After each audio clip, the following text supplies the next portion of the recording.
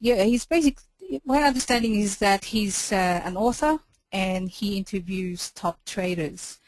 And by listening to him, in the end, my conclusion is that whatever we learn from Ray's teaching, it's actually all pretty spot on. So, and we're actually doing it right now as well. So I highly recommend Arthur that if you can go through, the whole process of being an elite trader, because what Ray's teaching actually, confirms everything. So to start off with, what I've got here is that just notes of like insights of things or points that we need to know or be as a top trader.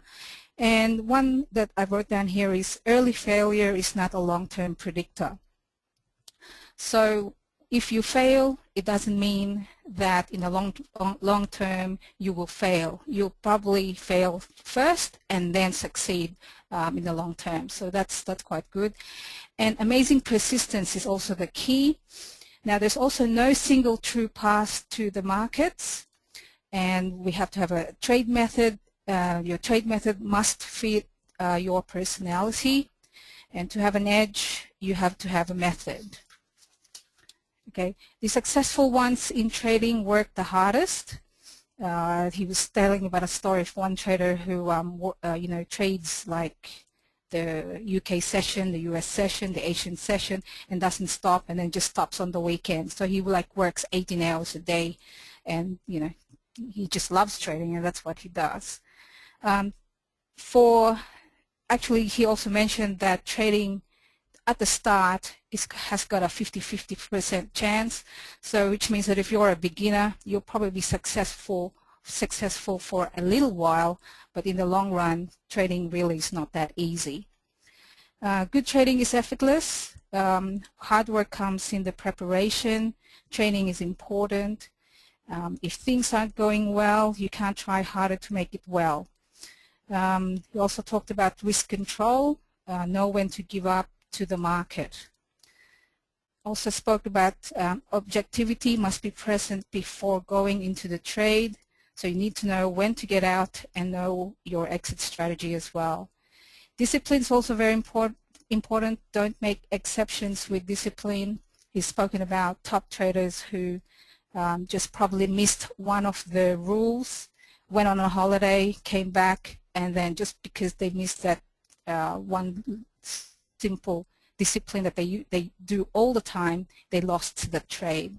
So discipline is quite important.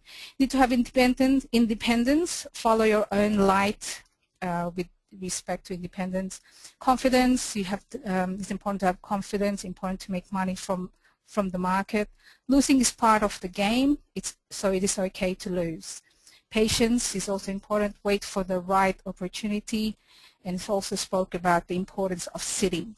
So if there's no trade, just sit quietly, wait for the next opportunity.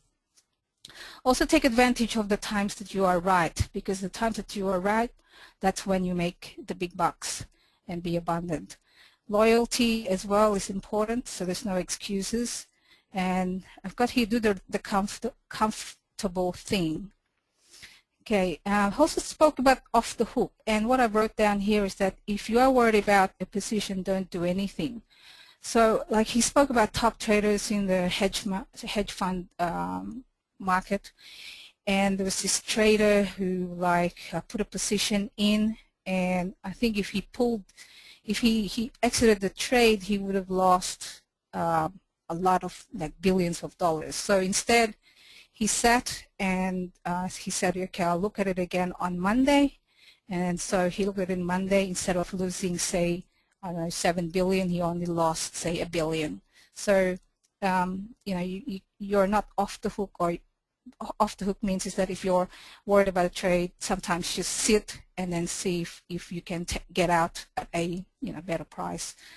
Okay, and the key to success in trading is like a game. You have to love it, and you have passion for it as well.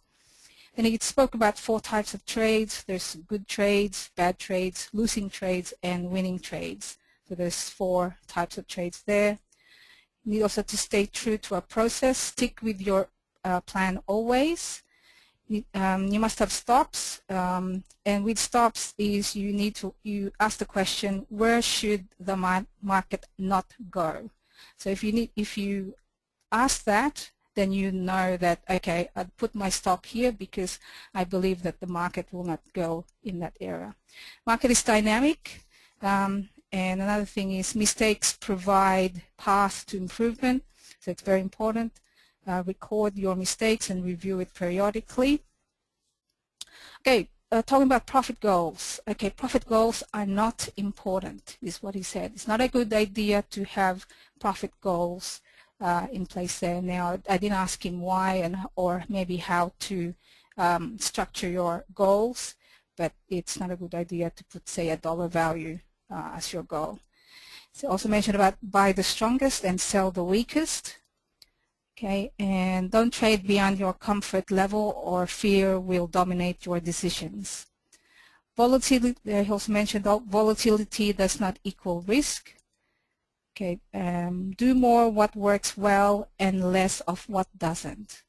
If things are not right, get out and start small, then build it up. So this means that if sometimes you're in a losing streak and it's not going well, then he said, okay, just either have a break or get back into the market and start small, and then once your confidence builds up, then build it up again to the size that you're comfortable with. Okay, he also mentioned that position size can be more important than entry price. So sometimes we don't get the best price always, but maybe the next or the third or fourth level price, then that's okay, because if it's still, according to our analysis, position size is probably just much better because you will still make money in the end. Okay, do not diversify from your expertise. And the last thing is, spoke about static and versus dynamic. Said to take profits always, take small profits in between, and also be flexible. So that's all that I've written down from the webinar that from the seminar that I listened to from Jack, and he was actually quite inspiring. And the next day I actually pulled a trade and actually won a couple trades that I lost at, and because I was worried that I lost all these lost some money, and then actually got it all back and doubled it as well. So it's pretty good. He was very inspiring, and he's got his next book out as well, which is so I recommend reading his book as well if you can get a chance. I haven't read his book, but he's actually quite inspiring to listen to. All right, cool. Any questions? Thanks, Anne. Any questions for Anne?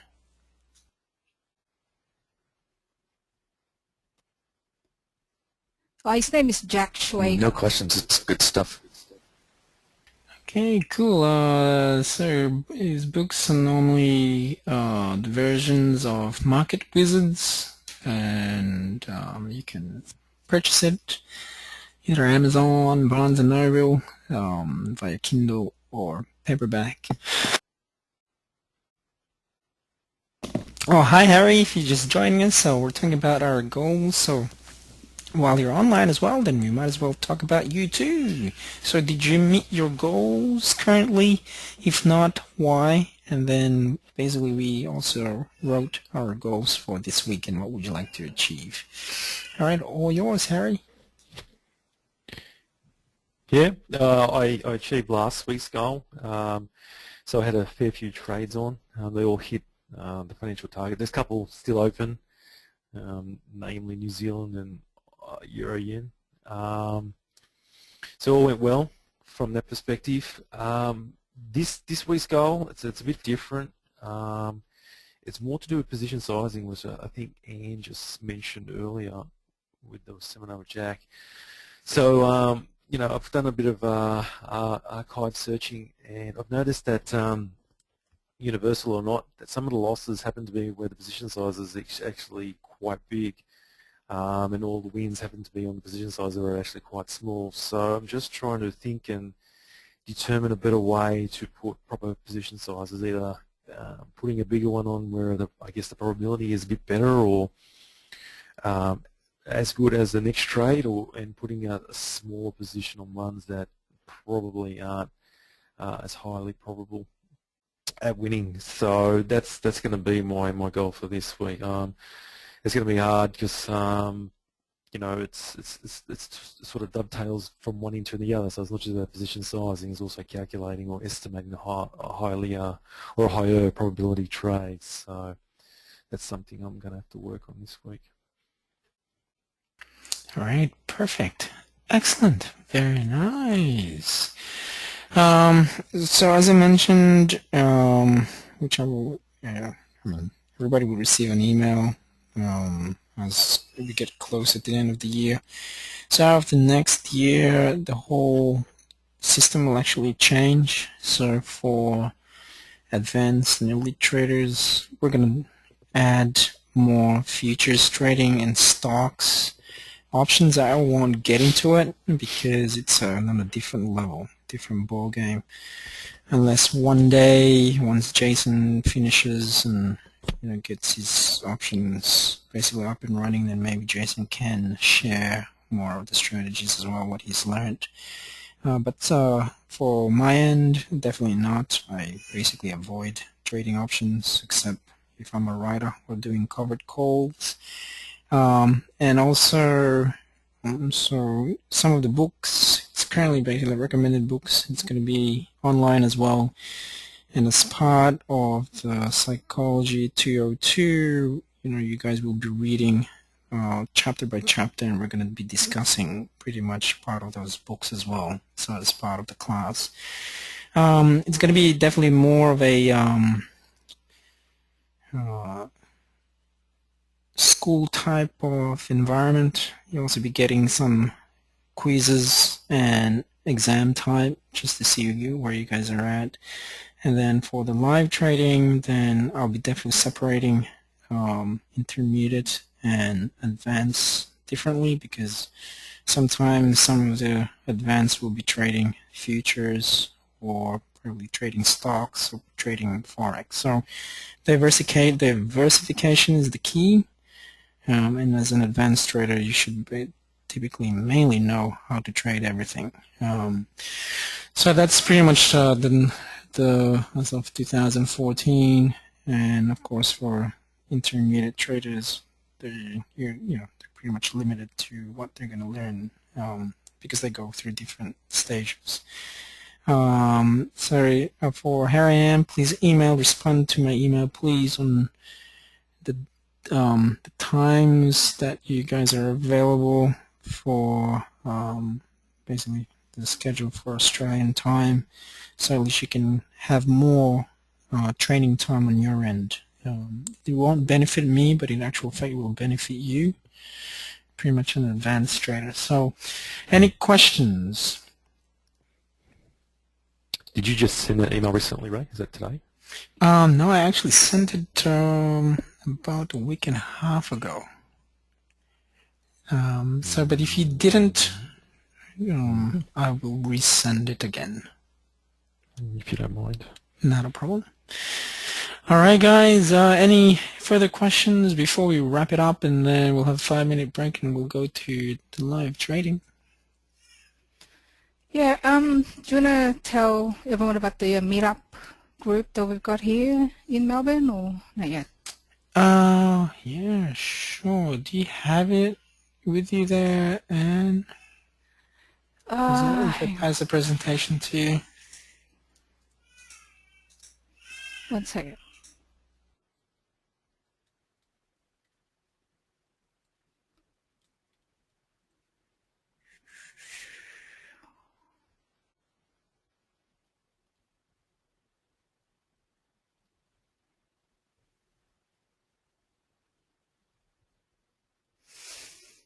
Okay, so can you see my screen? Hello? Can you guys see my screen? Yep. Yes, we can. Okay. Yeah.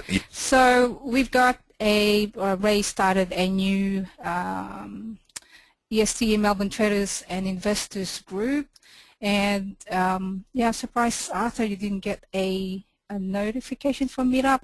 There's one on the on the 18th of December. It's how to be a consistent, profitable trader. And of course, our guest speaker is Ray. And it's quite good because we've already got about 7 members that joined, and we're looking forward to meeting them on the 18th of December. So yes, if you guys can make it, come over, fly over, Jason, you can, and join the group.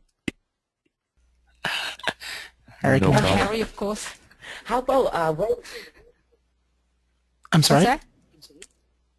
no, I say how I know I in with the you guys to meet up with the America one. How are you guys in the America? Because Melbourne, the meetup group is huge. I got my own meetup group as well, and you can search. I send it to you. My one is called Generation Y, but I got about 162 members. Because now this year I don't have any time scheduled for any meetup. Last year I was doing meetup every single month.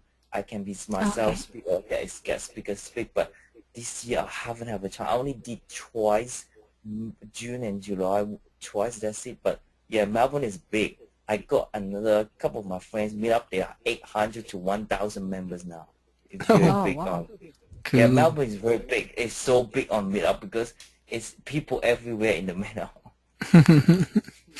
Yes, definitely. But of course, with the meetup, for the experience for the past 4 years, there are going to be a lot of looky-loos, as I call it, and but it's still, it's just a matter of giving good information.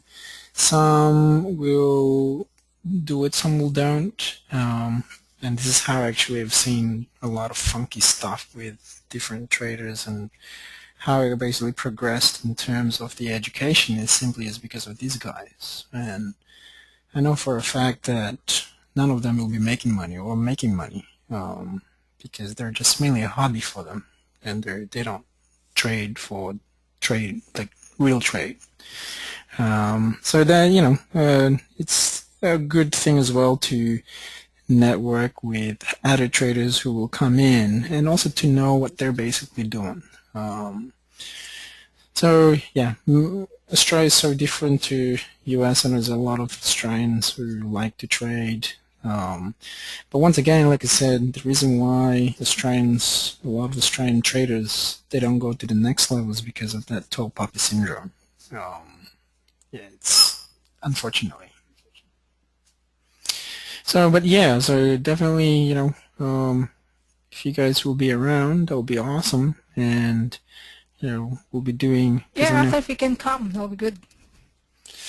Yeah, definitely. Yeah. Yeah, you talk about the. What do you do in this thing?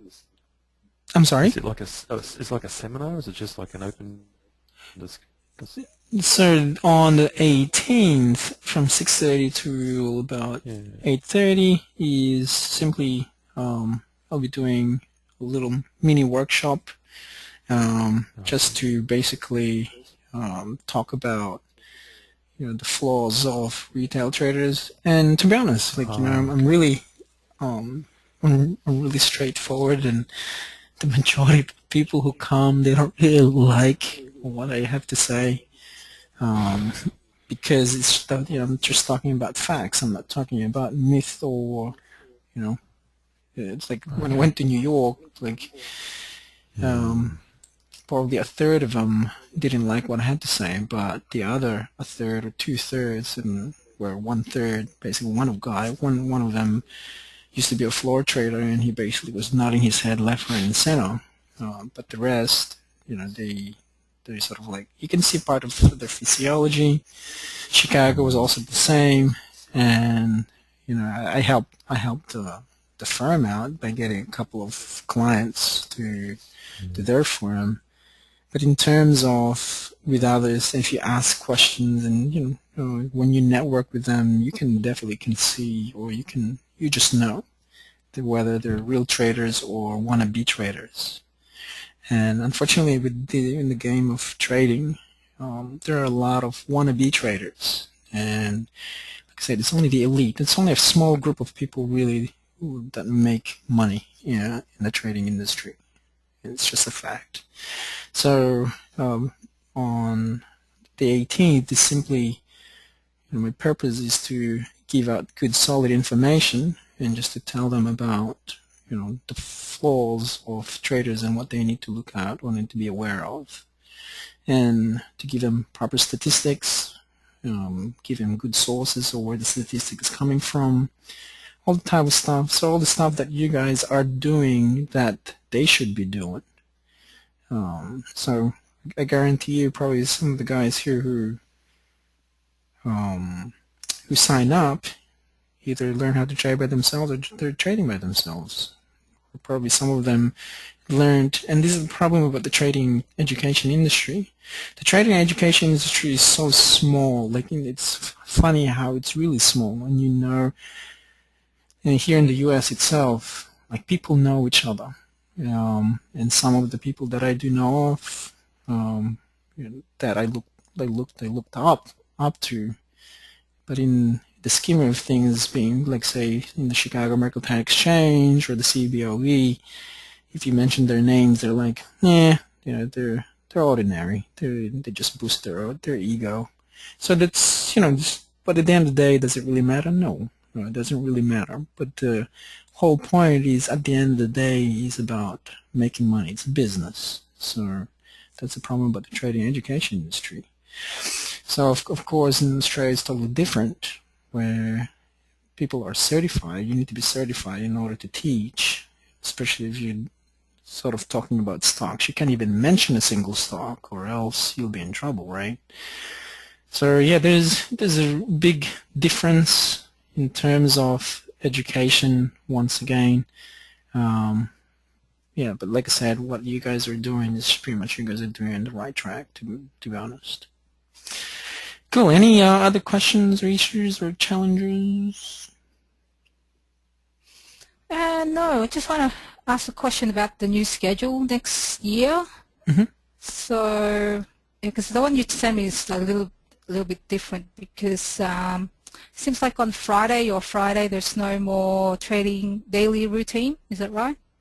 There is, unless someone has to take it, because I have to be at the dojo. I cannot be two in one place. So okay. once the Cool.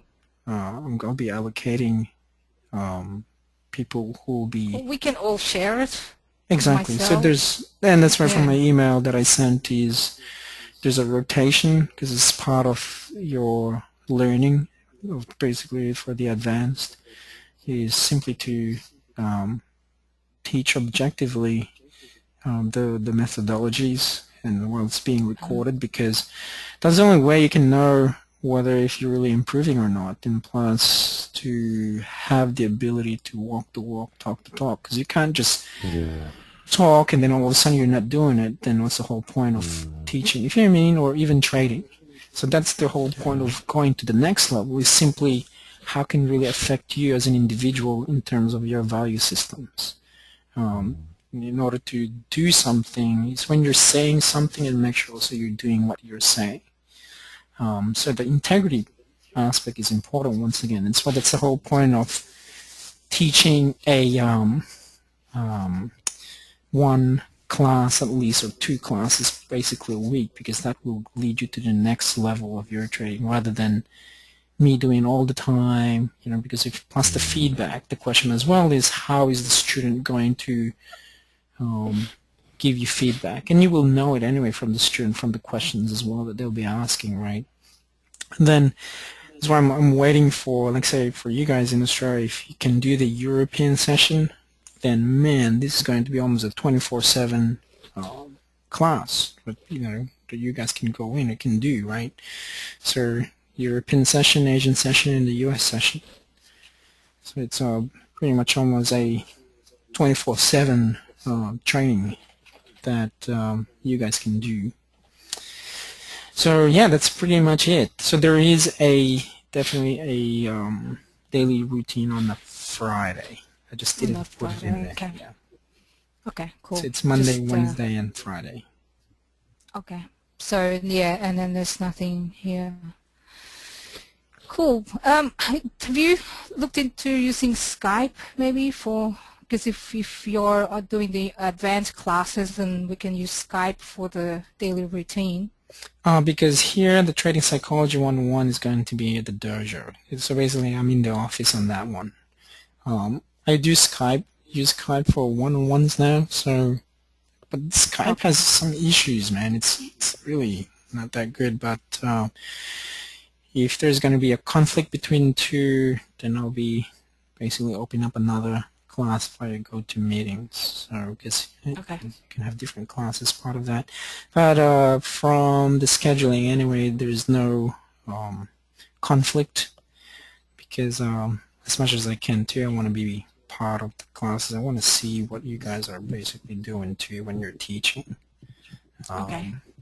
So, but other than that, yeah, there's definitely a lot of stuff in there for you guys. And advanced members can go to any of the classes. That's the advantage. But the beginner cannot go to an intermediate or advanced. There's no point, right? They only go through within that group, and then that gives them as well the motivation to go to the next level. Intermediate can go to the beginners, but the intermediate can go to the advanced. So, but the advanced can go to the beginner or the intermediate. So at least you can go back to the beginner. So that sometimes you can go back to basics, and then you go to the intermediate. You know what I mean? So you're having that constant. And the Psychology 202 is totally different too, where hypnotherapy will be introduced. You know, I'm going to invite definitely, Coach Karuna. Jason is actually now seeing Karuna. And how's your experience so far, Jason, with Karuna? It's definitely improved my trading immediately after going there the first couple times. Oh yes, so I also see that in terms of the improvement. So going through because Karuna, she's not a trader, but she's a hypnotherapist, she's an NLP practitioner, and she's a Reiki instructor to teacher. So the spiritual aspect, because in trading, if you go into the different level, there's now the spiritual aspect as well, and she goes through deeper than. Actually, she goes even way deeper than what I had in the past as a coach and my coaches as well. So, because sometimes there's underlying things that's just the subconscious just simply just hides. It's just amazing the way what you can find actually. So I'll be inviting her, and then if you guys one-on-one with her too, of course she charges separately from me. But in terms of the introductory, she's more than happy as well to actually do it for the group. But I'll be paying, just be paying her if she wants to come in to do as part of a group, also in terms of the group coaching. So, that's the other advantage basically to do the Trading Psychology 202. Plus, we'll be looking on the group coaching as well is, like I said, to start reading some books, and we're going to go through those books chapter by chapter, and then basically we'll be talking on what he meant by it, or what can we learn from that chapter. So there's definitely a lot coming, and also thanks for the feedback from you guys, and that's why I developed this to go to the next level pretty much of the education. So yeah, that is it. Any other questions in terms of schedule? Awesome. No, it's all I've got. Nothing. Thank you. Cool. I believe that is it. And then once I get the schedule from you guys in Australia, I'll be whacking that in and done. And if you have any more ideas, let me know. I can add it into somewhere around there, but definitely we'll leave. There's definitely Sunday. There's nothing there, and Saturday, of course. We'll just leave it between Monday and Friday, U.S. time. Awesome. All right, guys. Then if there's no questions, then we might as well just go directly because it's 11:11. I don't know who's going to be on the other end, though. Probably there's not much anyway on the other side. All right, so let's go through looking at the markets. Harry, while you're around, sweet. I'm going to let Harry do the macro fundamentals. Ah, sweet Jesus. Okay.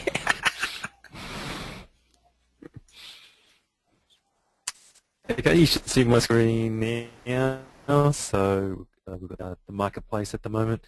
Just have a look at what happened last night overseas. So the Dow was only up 14 points, just minor up. The S&P and Nasdaq, however, they were down. The Nasdaq had the biggest drop, just under 1%. In Asia today, not big moves at all. However, they finished up in the red. Nikkei only down 37, Hang Seng 8, and the S&P, which is the ASX 200 here in Australia, down by 31. Looking at the futures for Europe, they're starting off positively today. The Euro is plus 27, the FTSE 100 coming off about 24, the CAC plus 27, and the DAX, the German index, which has hit all-time highs, is coming over at plus 60. So all markets are starting to hit their 52-week highs, or very, very close to it.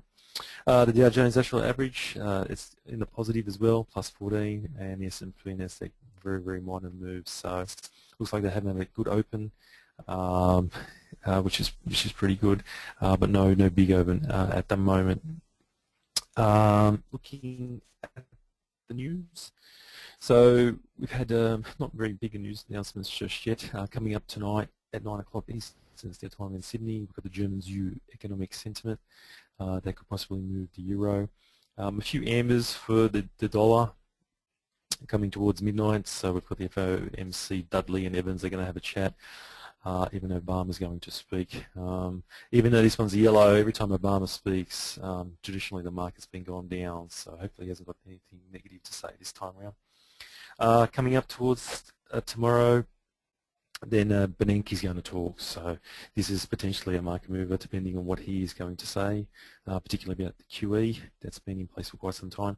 Then towards tomorrow night we've got the pound, a few announcements, the MPC, asset purchase in the official bank, and then we've got the dollar, so we've got the retail sales and core CPI.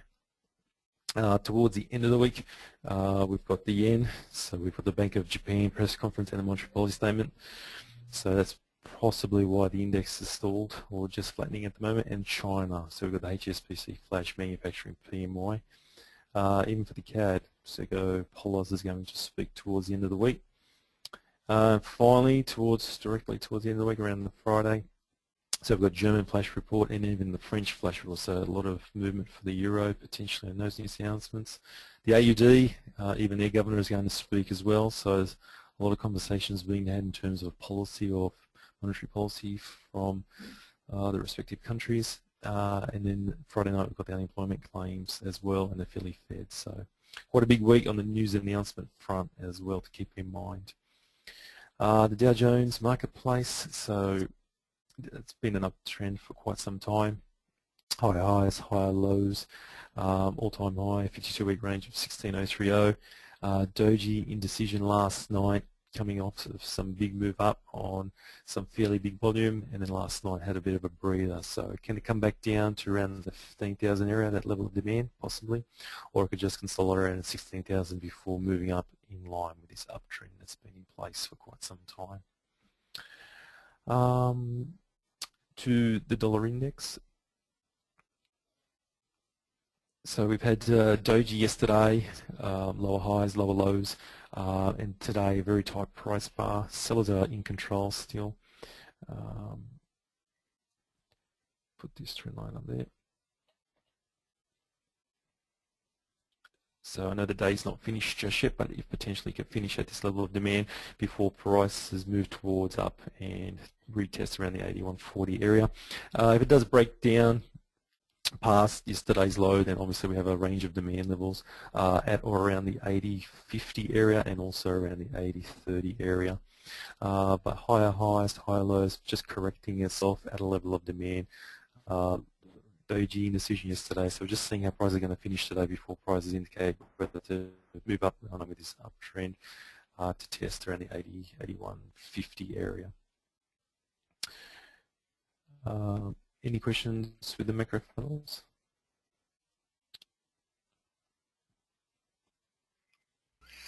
No questions on my end. Did you go through the VIX?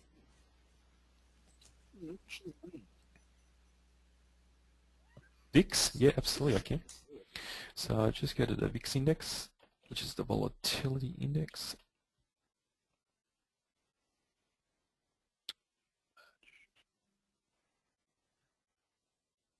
just get a size on there.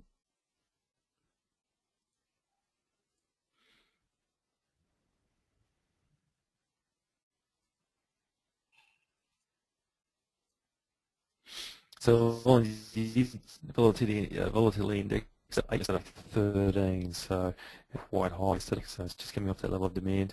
Not sure why it perked up that high, considering the Dow itself didn't move all that big. It was only up moderately, so very interesting that some fear crept back in. It's not intense stages like it has been as high as 19.5 some weeks ago. So it's still within this band here at the moment, but it did go up quite significantly yesterday with no real fear or news announcements as well.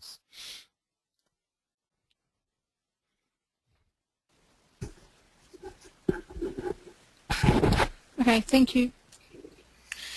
Alright, awesome. Okie dokie. Let's go back then to basics. Let's look into the euro against the dollar, please. Everyone will look into the euro against the dollar. And then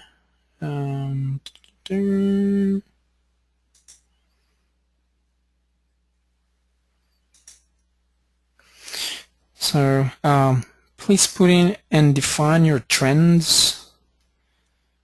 When I say trends,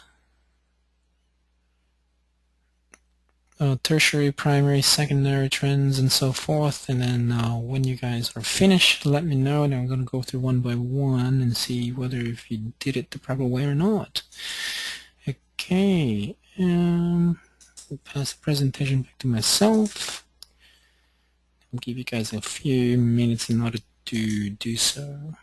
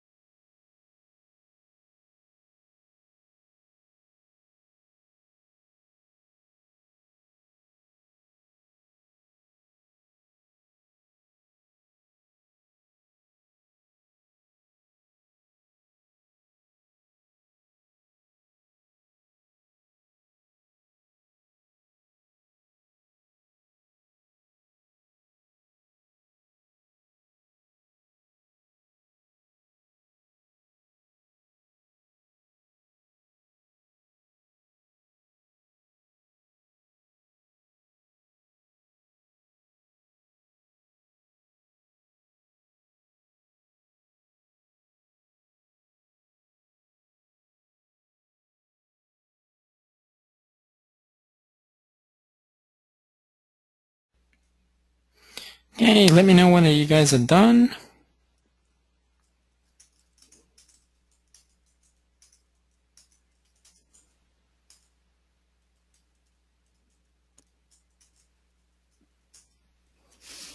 Yeah, I'm done. I'm finished, right?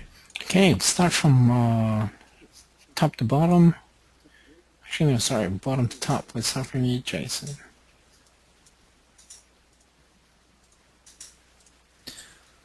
So the way I usually do it is I'll just take a range and draw the primary here, and I usually thicken it up a little bit. And then the secondary and tertiaries are usually just the thinner of the bunch.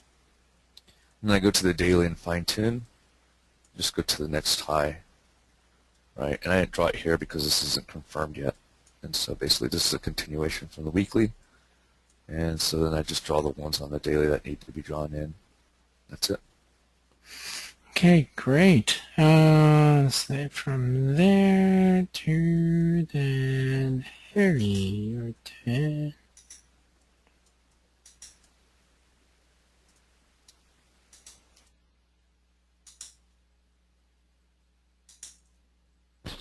So I just decrease the size of the screen or the chart. So we've got the major uptrend line here, connecting the two lowest points, and then from this point to the lowest swing low that happened a couple of days ago, and then we've got one just here, which is following the low of last week or so. On the wider time frame, down, going to give the previous high here, and we had this downtrend line just connecting the highs here. I did have another one in there, just adjacent, but it's been broken, so I removed it.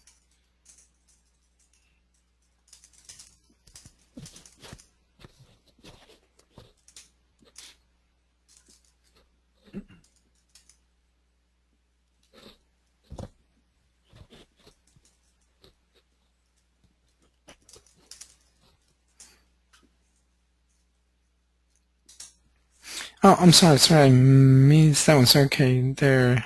Cool. Okay, change a couple of things. Alrighty. I'll go through with that, and Arthur, you'll be last. Just do the best you can, Arthur. Okay, so this is my primary downtrend line from here based on the weekly chart, primary uptrend line here, secondary there, and then based on the daily chart,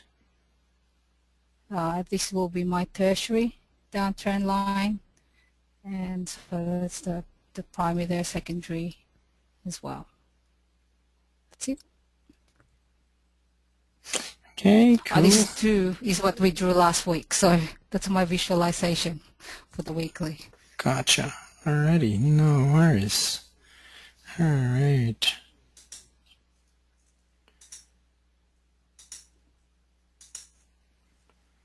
Last but not least will be Arthur. Yeah, I'm not sure I'm right or not. So that is an uptrend here, and that is a downtrend here. And that's all I can see. Okay, not a problem. Right, so you should be able to see my screen right now. Alright, so obviously there's between the bid and the ask. The change between two. Asking is on the asking price, on the buying price, and then the bid is the selling price. So it all depends on the way we look at things and the viewpoint on what the intent of the probability of the price that's meant to be heading. So, that being said, if it's heading to the upside, then we need to put in the ask. If your projection or your forecasting is going to go to the downside, you need to go put in the bid. All right, looking, say now here, looking at the asking price, daily chart, I normally just put on default. Okay, so but because of the default, it is pretty small, and it goes through pretty much about 1 month, which is almost pretty much just over a month. So if you go through at least about 6 months just to see where the trend is pretty much, and then if you want more, then it goes through about 1 year or 9 months, so obviously the things will actually change. So to go through around 6 months is more than good enough in my own opinion. So if I go through here, 6 months, that's definitely more than good enough. Right, so then you need to define what, from what we can see here, it's simply an uptrend. So what is an uptrend? An uptrend is simply a series of higher highs and higher lows. So we need to define those highs, we need to define those lows. Okay, looking at this, since this is the last low of the actual move, that's also one right there, but the lowest out of the whole lot is this segment right this side. So to draw our uptrend, the primary is on this side. So the other portion is, there's also one over here that we need to reconsider as well because of this segment. Notice also that part of that low just hit within the broken line. So that's a really significant one. Here's the primary, we have a secondary right there, and where the price is just currently sitting inside the broken line. Hence, that's why we're in a dangerous territory on this side, because easily the price can come back all the way back down here on as a barrier or as a foundation here too. So that being said, this is also pretty much a resistance, is your support, supply, demand, and it's reaching within these two components. Alright, so that's one right there. And then we need to define in terms of a downtrend. What is a downtrend? A series of lower lows and lower highs. And we can determine and actually see it that these are the major lows, a lower low, whereas the lower high, here's the lower high. So go through high and low, that's the last high of the actual move. This is the next one. But there's nothing on this side. So it cut across everything through there to reach on this end. Of course, there's the other segment where, in terms of the highs being, what do you call it? Where the highs are important too, in terms of the lower highs, in terms of the high itself around this segment. And at one point, they're going to be significant as well. But at this point in time within the trend is, this is the most important part of the actual trend. Okay, so that's pretty much that. Of course, if we just magnify that, so the other portion is on this end here, that one day they will try and fill in around these levels. So, and then is the highs, So I have a question about the past trend line that you drew there. So it would be the This one? equivalent to your second. No, it would be the equivalent to your secondary uptrend line. This one? You can see it on screen. No, the uptrend one. It's on the bottom of that one. This one? That one. Okay, so you drew that one based on historical data, right? And so you're saying you draw that to identify where the highs can potentially test on that current high where it is right now? Is that why you're drawing that? The reason why I'm drawing this is because this is a significant trend as well, because at one point they didn't exist. See, this one didn't exist, right? Mm-hmm. So that didn't exist. So if the prices continue to drop, where there's a big distance, and this is the imaginary, so this is a railroad track, where can it drop down to? Because one point in time they will have to meet around the 35 level, which it did, and look at the low. The low hit exactly to where it's at, and also the low of that one. So in other words, people who are using trends, institutional type of trading too, they're looking into this number, this line, right? Okay, and then consolidation. This one didn't exist. Then out of nowhere, bam, breaking out, a clear breakout from that. It's a really good, significant, because you just imagine the amount of power and energy that this caused, because this is the strongest out of the whole demand is this level. Because of the trend supporting it, you have a demand supporting that. So if you just imagine around here, and then let's make that big.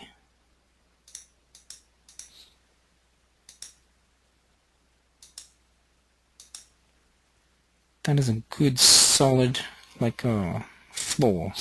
Plus you have this. So just imagine you have a house, and according to architects or according to Pythagoras, that triangles will always be the strongest of all foundation of everything in terms of building a building. So you have this and you have that. Imagine how solid that is. Mm-hmm. But a lot of energy pushed the price all the way back down around here. So after how many times of trying, they finally broke it, right? So that being said, that used to be the primary that didn't exist. And then we have now a new primary, which is now here to there. So if this is going to be the new primary, this is your secondary one, then here, see, that didn't exist. Then the probability that they can retest that is also highly probable. So imagine the amount of energy that it needs to take in order to break this supply level once again.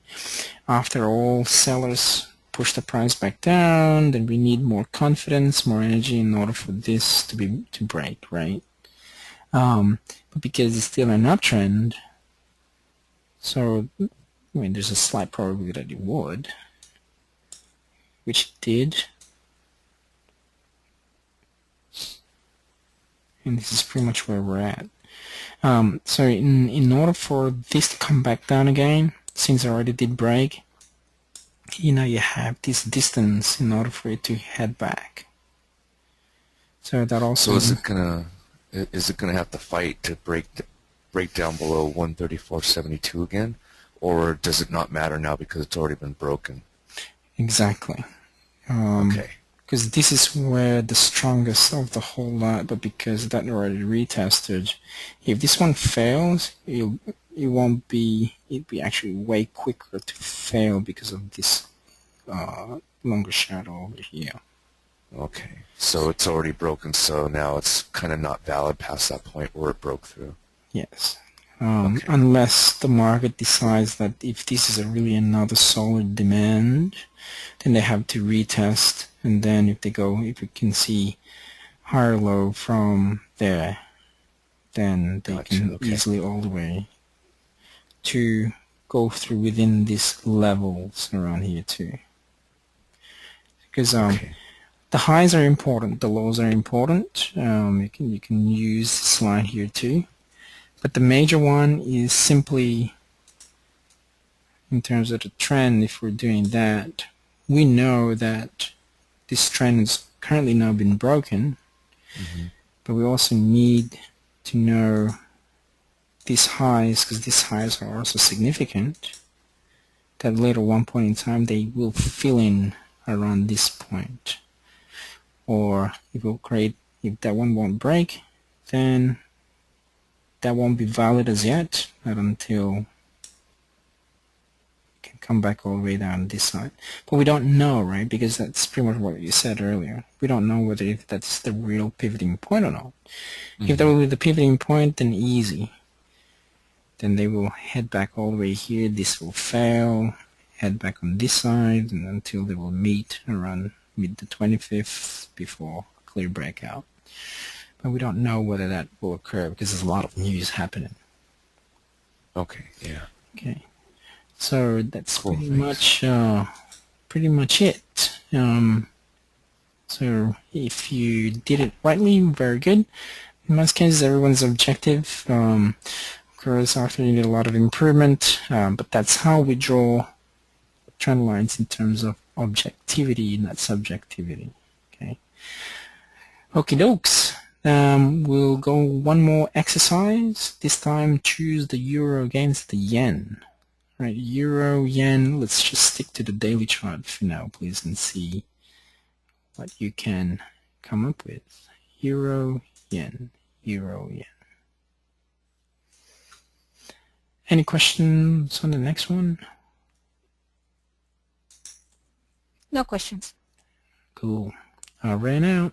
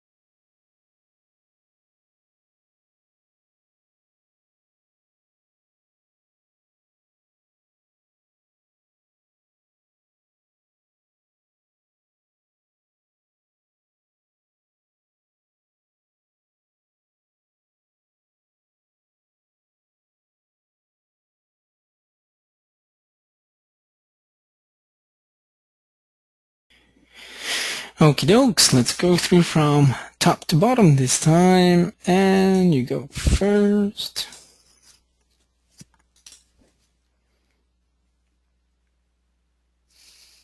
Okay, so based on the daily chart, this will be the primary. This is the secondary it's actually the old primary that was broken. And down here, this will be the primary downtrend line here. I won't draw it to this top yet because we don't know whether or not this candle will create a new high or not, or below that. So the candle will be there for now. This is a secondary downtrend line that was broken as well to this top here, and yeah, that's how I would draw it. Okie dokes, thank you. Harry, your turn.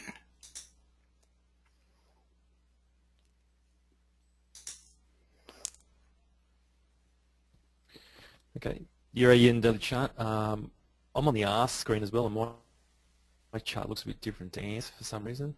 I don't have that as low as Ian did, but nevertheless. So we've got here connecting the two lowest points. Then I've got the secondary uptrend line which cut across these prices here, based on that higher swing there.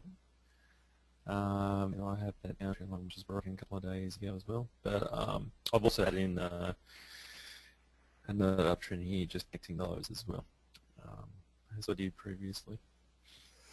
Okay, no worries, and then Jason.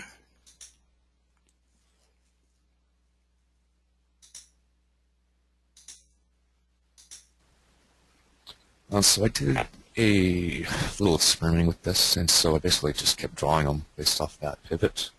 And it almost looks like a GAN fan when you look at it, and I think it does the same thing. It just identifies where the prior trends were.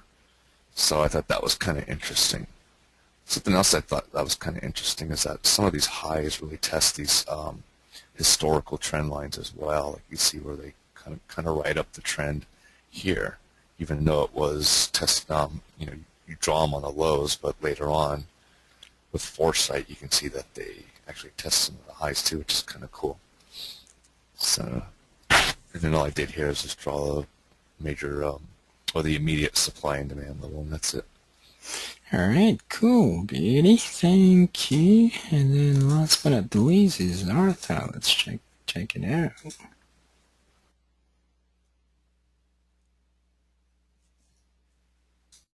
Oh, thank God, I'm last. I don't know, I'm tired. I think at work, I hear it's dollar yen. Once I hear you guys, why is euro yen? And I quickly draw, so this here, actually, that is the, I think, primary train, and that is another train here, and that's all I can see. Okay, cool, beauty, thanks guys. Alright, let's go through and check it out. Should be able to see my screen right now. So same thing, when I'm analyzing, to be objective, I need to look at the current candle, and then the question is, what is the forecast that you'll be doing based on the intent, based on the highest probability? Is it to the upside or to the downside? Okay, we'll go through that. Seems overall it's an uptrend. Since we're basically on the ask, high and low, that's the lowest. That is the last low of the actual trend. And there's nothing basically in between that we can define as the last low, and the reason is simply everything is pretty much in the higher lows in terms of the price. Not unless, of course, by tomorrow, where we're going to see a new pivoting point, either if they won't break through, we have a higher low over here, then it is time to put a new trend line. But other than that, there's nothing. So also to define your highs in terms of lower highs. So since it's not an actual one yet, we don't know whether if that's a real one or not until it finishes. Then there it is. So it's interesting as well to know that from the high from yesterday or 2 days ago, you can see through there that it will just hit it. Today they retested that, so it's a good sign one point in time, right? They break that, but they didn't like it, so they pushed the price all the way back down. So that automatically means that maybe perhaps from a higher high perspective, higher low, then a new higher high will come in pretty shortly. Okay. All right. Also, if the price doesn't choose to go to the break to the upside, since we're level of supply, depending on what the price is going to be tomorrow, or the bar is going to form tomorrow.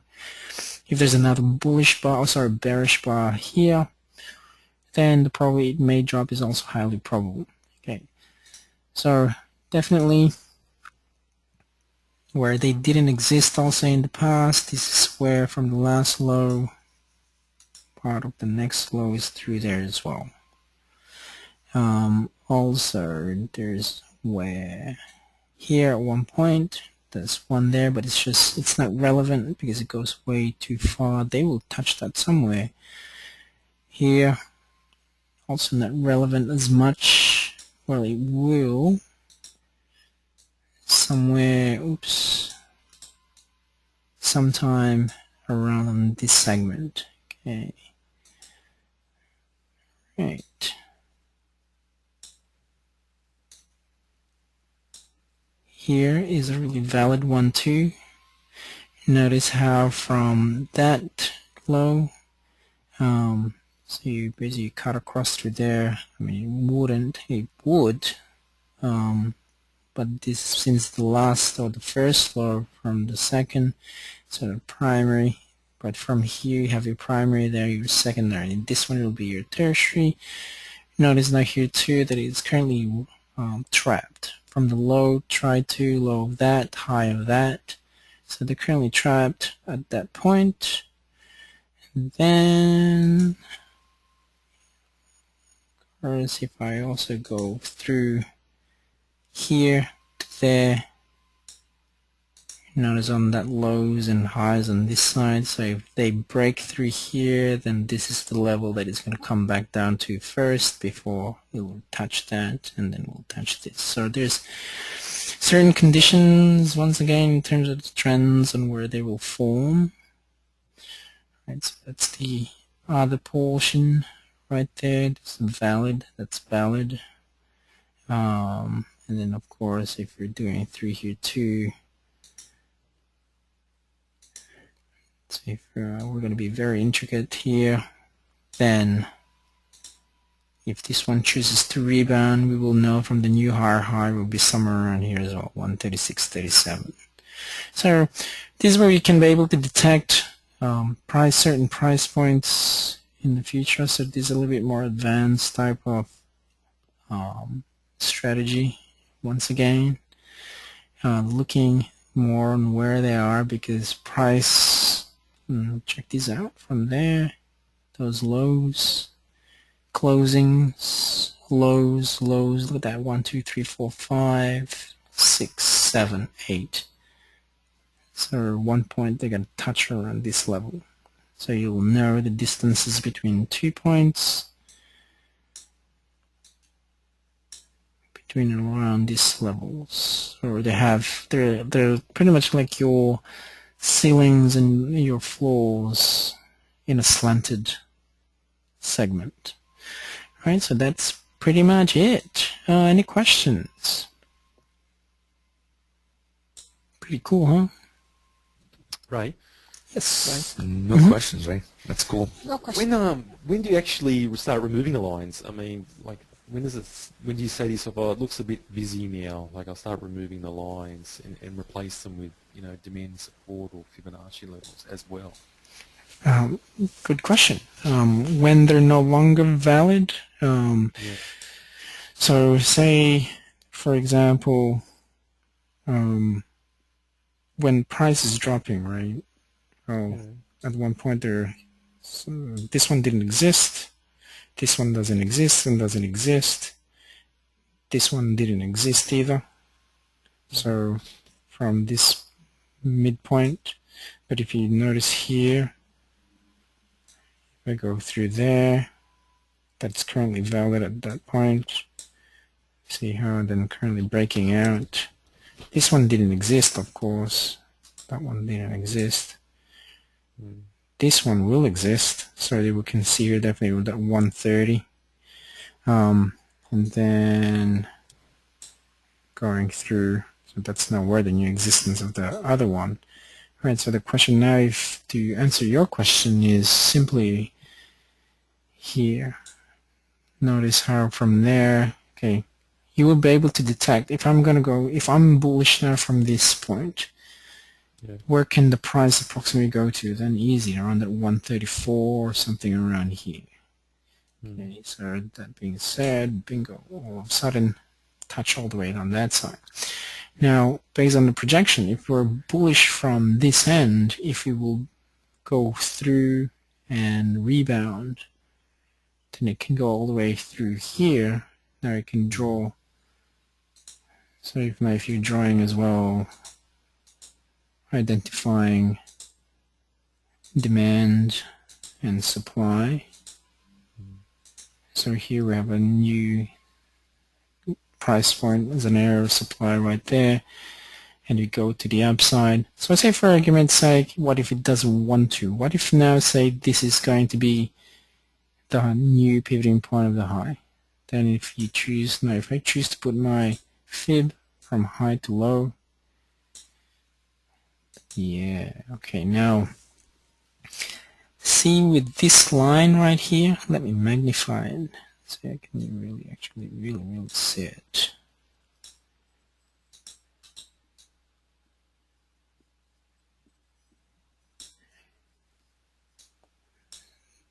Then if they choose to drop this, if this is going to be the low, man, it's a pain in the butt. Okay, and since here I got much better, because if it's going to the downside, which makes sense. So if they don't want to pursue to the upside, and notice how the highs also actually just hit it right straight dead center, then one point in time the price will head towards this area where it's almost like a confluence as well, where the trend and the price, see here, they're gonna meet around this midpoint, approximately November 22. So if we're bearish, they will retrace, then they will definitely touch that.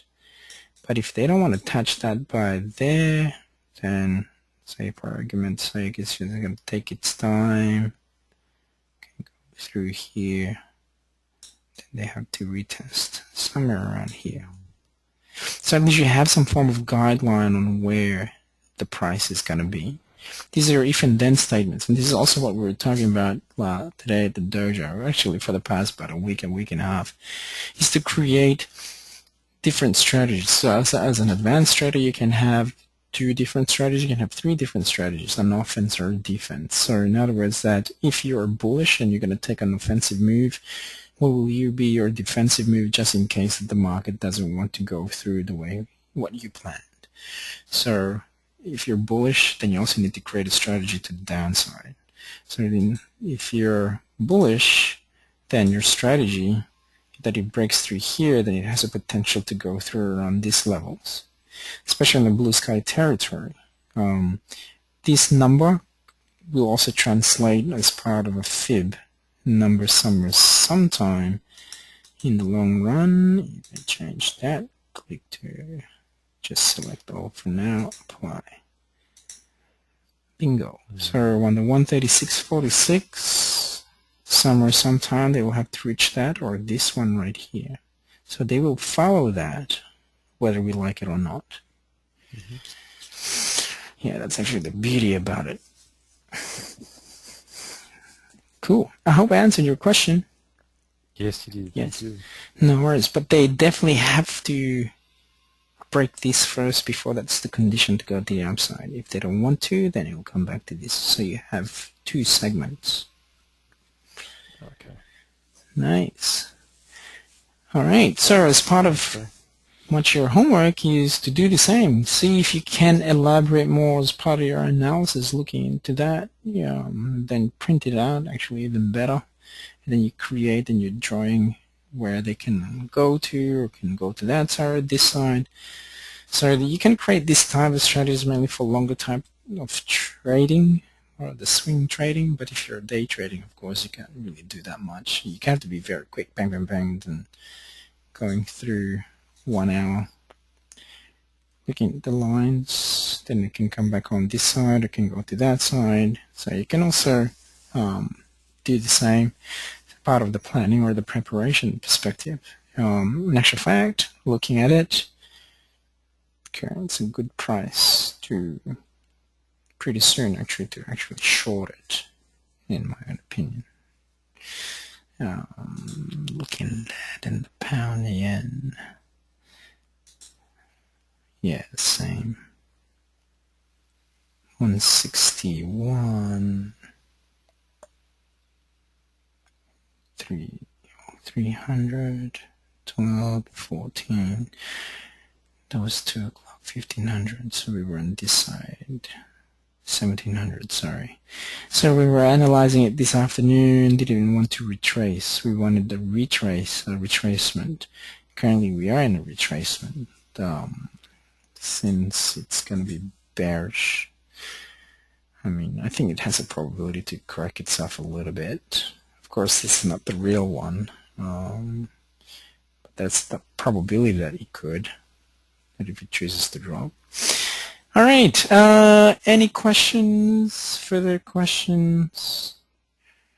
If there's nothing, No questions, right? Cool, Good guys. stuff. You No guys questions. have a good night then, and we'll see you tomorrow.